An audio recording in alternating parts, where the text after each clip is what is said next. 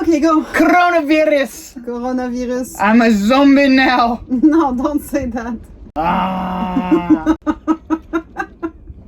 What's going on, everybody? Welcome back to yet another riveting episode here on the Avion Awesome channel. I'm your host, Mark Puckett, and there's Eloise. She's still around. She's still hanging out with me. For a few, days. Oh, so the coronavirus just blew everything up. It ruined a lot of travel plans for a lot of people and destroyed a lot of vacations over the winter. And all these park closures have kind of put a crimp in my travel plans over the last month because we've basically been stuck for about a month. That sucks. But a necessary part of social distancing and all of that. Yeah, but actually we were already social distancing in our way of traveling, but maybe we would go in touristic places a little like in parks that are all closing and all that. So. Yeah, there were several national parks that I should have already been to, and I also wanted to get to a few other places in Arizona, and it just didn't happen to work out that way because everything just started shutting down. National parks, there's only a few of them that are closed, but most of it is only restricted to drive-thrus. You can't really get out, obviously. Most of the state parks in every single state that I am interested in being in, they're closed. And a lot of the state parks on the eastern side of the Mississippi, they just shut them all down. They just said no. Thankfully, private industry and the private campgrounds have at least stayed open. They saw money-making opportunities. So a lot of people that normally would have stayed in a state park or a national park are now having to stay in a private campground because the Army Corps of Engineers has shut down all of their campgrounds. There's just no place to go. While it has slightly affected our travel, it really hasn't affected our lifestyle at all. But it is going to affect her travel because she has to go home. Mm-hmm. I have to go through many states, 40 hours from here, from where I am right now, of driving, and I will have to touch gas pumps and what else? I will have to be more careful because right now I'm actually isolated more than I will be when I return. I would prefer to stay here, to be honest. I would prefer that you stay here too. Oh. Yeah, so now she has to go home, take care of business, and so she's going to have to travel through, just damn near every state that we have to get back to Quebec, and she's going to have to fill up with gas and be touching nasty gas pumps, and she might have to, I mean, they are gross. Like, no one wants to touch a gas pump right now. Already, we don't want to touch them. Yeah, right. You don't want to touch them under normal circumstances, let alone now. I'll be careful. That's good. I gave her a surgical mask. Not just for me, for you, for everybody too. It's for everybody. Yeah, I'll do it for everybody. I know that maybe I could be asymptomatic, or I'm conscious and I will be careful. Yes. Yeah, so travel has been affected, but our lifestyle really hasn't. We've been out here, we've been isolated. Right now, we're currently sitting in the Nevada desert, and there are other boondockers out here where we're currently camping, but we're like hundreds of yards away. So I know that in a few places, there have been states that have closed down boondocking, BLM locations. They're just shutting them down. And I think that's a horrible idea, but I also see the benefit in all of this. As far as it helps to expose the cracks in full-timers' plans. Me being a full-timer and trying to live my best life, socially distancing right now, like I said, it hasn't affected me as much as some other full-timers that don't have solar or don't have generators or whatever. They're dependent on the campgrounds to get through their vacation or get through their winter. And if they don't have those things, they were forced to go all the way back home, wherever home was. Or people that are working and live in a campground. Right. Yeah, some people are working and live full-time in a RV. And if the campgrounds are all closed, if they don't have anywhere to go, they're basically forced to go all the way back home. So boondocking has been awesome for me. I don't know about you, but I absolutely love this way of camping. I love not having neighbors stacked right on top of me, and I like being able to go wherever the hell I want to go and not have to worry about plugging into anything. Yeah, I really love it. Thank you, BLM. Yeah, for sure. Really? I love BLM land. It's very exceptional. It's the best, Yeah. in my opinion. I've done both. I was in Florida all season last season. I was there for 6 straight months, and I was in a campground every time. And so initially while I was there, I thought, oh, this is great. I've got a place to always park my rig, and that way maybe someone doesn't break into my camper, blah, blah, blah. But, you know, I was always forced to be around people. Out here, I'm not as scared anymore. Because I was always a little bit worried. You know, what happens if you leave your camper alone, or is someone going to break in, is someone going to steal something? It just doesn't happen. I mean, people are very respectful. They all live the same way, so I feel always a nice confidence, actually, when I just talk to people around, if I do. Yeah. But we don't see a lot of people. Well, usually people like to be isolated, actually. I feel it like this. So the boondocking aspect has been awesome for us. Yeah, very, very. We've gotten to see like beautiful stuff, and we haven't had to be jammed into those campgrounds. And in Florida, when I did it, I would basically go to a campground, and then if there was anything in the area that I wanted to go see, then I would just drive my truck to that location. Here, I can be in a beautiful location and live in a beautiful location the whole time. So it's a very different way of camping. So from that aspect, our lives, as far as boondocking, have not changed very much with all this coronavirus, being isolated. I kind of like the isolation. It's very quiet out here. Oh yeah, very quiet. I love it. No traffic. No traffic. No playgrounds or none of that to deal with. No people pulling their rigs in and out right past yours. It's just quiet. Yeah. And I love the sound of the coyotes at night. The star-filled nights. The birds. The birds in the morning. Like sometimes when it's very windy, we hear a lot of the wind, but when it's no windy at all, it's so quiet, it's so nice. It really is. So I don't think that the boondocking aspect or the isolation part has really affected us much at all. But I do know that it has affected other people. I know that, you know, this is not what you all had planned. This is not what you signed up for. But at the same time, I think that the coronavirus and being forced out of your campgrounds and going, oh, holy crap, what am I going to do now? This should really start to make you potentially look at other solutions for camping in the future. Which brings us to our resource management, being out here as long as we are. Because we thought we didn't move around very much before coronavirus, and now we're really not moving around. So that has really forced us to, I think, be a bit more cognizant of our resource management as well. Namely our water and our electricity. Well, the electricity is really not a problem in this region. In the west, there's a lot of sun. There's a whole lot of sun. Rain. Maybe 4 days of rain in 3 months. Yeah.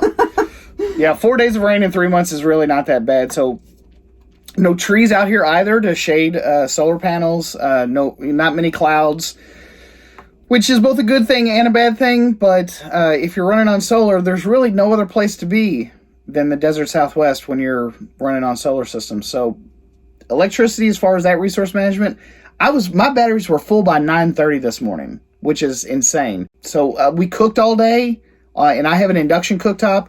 I made coffee twice this morning, I think, and I have an electric coffee pot. I ran a fan while I took a nap earlier the whole time, and it's just been glorious. Like, there's no reason to worry in the desert Southwest when you have solar. Right now, it's not too hot, actually. Because it's not too hot. We cannot come here during the summertime. Yeah, it gets to be like 120 degrees out here. Yeah, but for the moment, it's the best place to be. Yeah. Now, as far as our water, I know that a lot of people just rely on basically showering, washing dishes, washing their hands, and everything else, just like they would in a house. I don't think you can do that living like this. You have to manage it differently. I can go with 15 gallons of water. I can go 15 days. At least. I think I can do more because I'm very, very careful of how I manage my water.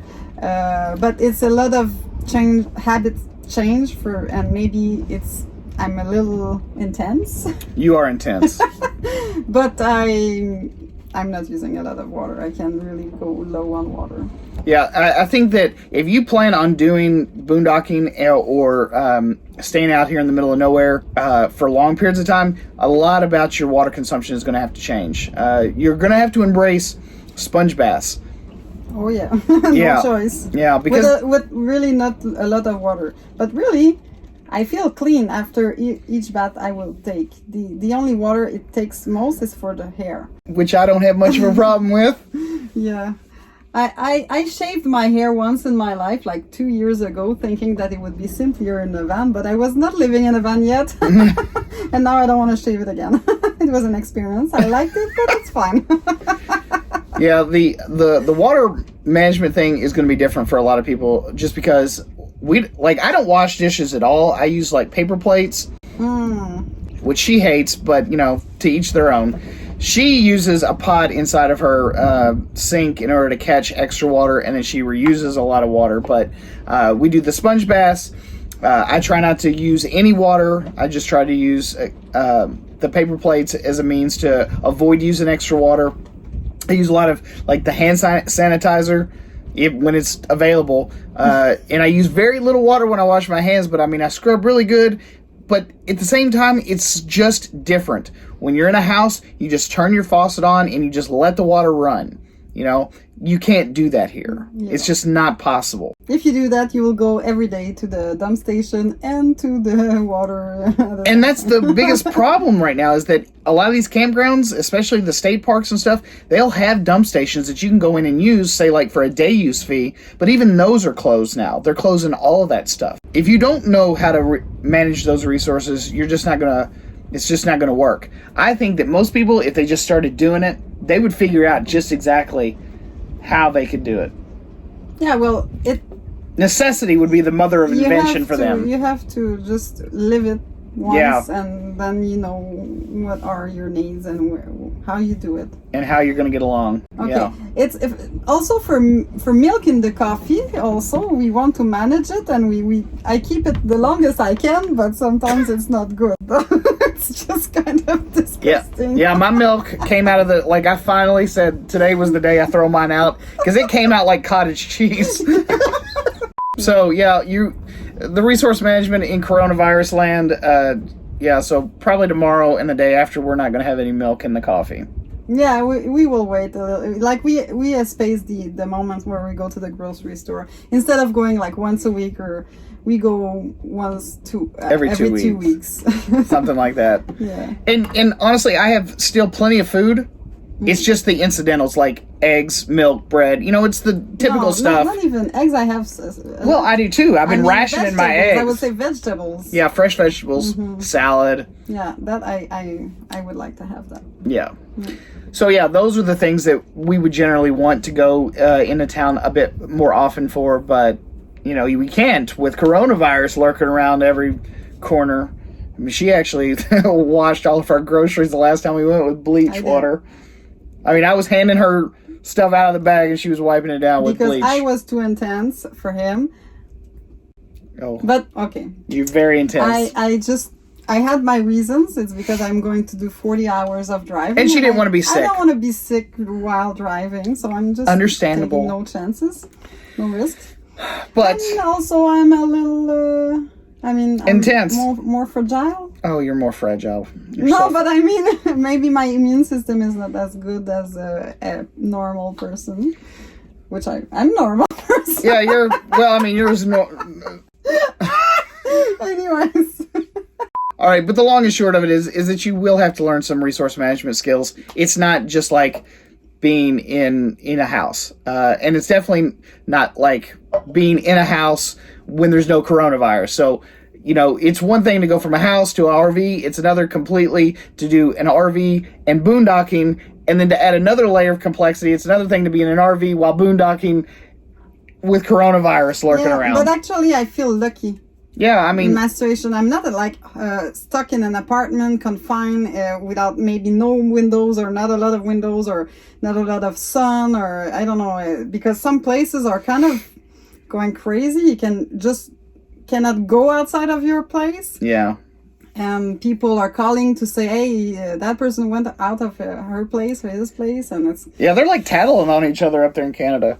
In Quebec, actually, I hear a lot of story right now about that. I guess the last thing would be how, you managed to do this, because we haven't plugged up to anything the whole time we've been out here in the desert.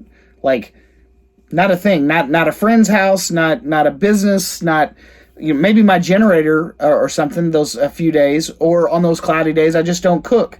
But solar has been a complete game changer for me. At least being out here in the desert Southwest, we just haven't had any need for electricity outside of our solar systems. And her system is way smaller than mine, and she's been just fine. But again, you're intense with your resource management.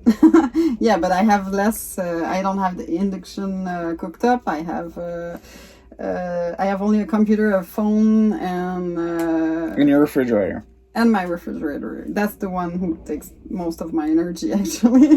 Yeah, and I actually run an AC fridge. I don't even run an RV fridge. I run a small 7 cubic foot AC fridge. It runs the whole time off my solar system. I run an induction cooktop. I think that it has a peak wattage of 1800 watts. I use an electric coffee pot. Everything in here runs off of electricity, like all of it. So I don't have anything that runs on propane on a regular basis, because I didn't want to constantly be running into town and having to refill propane bottles and stuff like that. So I made my system big enough to handle all of it. And being out here in the desert Southwest, where you get plenty of sun, my batteries were full at 9:30 this morning. So we can cook on your cooktop using your solar. And me, I still have my butane full too. He has his full battery and me full butane, and we were cooking all day. Yeah. So I think that's been a really big shift in my way of thinking, because I was so worried when I first came out here that, you know, maybe my solar system wasn't going to be enough or whatever, but it really has. And the lithium batteries have been a huge game changer for me as well, because they charge up faster, the resistance is lower. And maybe I'll do a full video on solar. If you guys are interested, just let me know. Even with my meager system, I've got 800 watts on the roof. You've only got 270 watts on your roof. She's still using flooded lead acid batteries, and she's doing just fine out here. I have about 6 kilowatts of batteries, so I don't usually go even below 11.5 volts overnight. But again, it all depends on temperature. There's a lot of variables. Like I said, I can get into all that if you all want me to make a separate video, but the coronavirus has sucked for a lot of us, some of us more than others. So while I feel bad for the people back in the cities and all the stuff that they're having to go through, it really hasn't affected us much at all. No. Very, very little. And I'm both happy and sad about that for different reasons. And I kind of feel bad because I in a way, it kind of feels like, I mean, I don't want it to sound like we're proud in a very sad time, but like, it's been very liberating to live like this. Actually, I'm kind of happy of my choice of living right now. Me too. So I'm sorry for... It's not funny. At any rate, I hope you guys are staying safe out there, and I hope that everything is working out at least as much as possible for you right now. I hope you're finding places to go, finding places to hunker down and stay away from the rest of the nutty, crazy stuff going on in the big cities. I hope that you're finding quiet, and, you know, this is a weird time for everybody. There's not a lot of stuff that is normal right now for any of us. So just being able to adapt to these crazy and wild times has been quite the challenge, especially if you've lost your job, if your whole routine has been upheaved, if travel plans were canceled, if you had to travel all the way back home. Like, all of that stuff sucks. And I hope that we'll be able to get through all this together. So, at any rate, thanks so much for watching yet another riveting episode here on the Avion Awesome channel. I'm your host, Mark Puckett, and this is Eloise. And she's going back home. That's sad. Anyway, we'll see you guys again on the next one. Peace.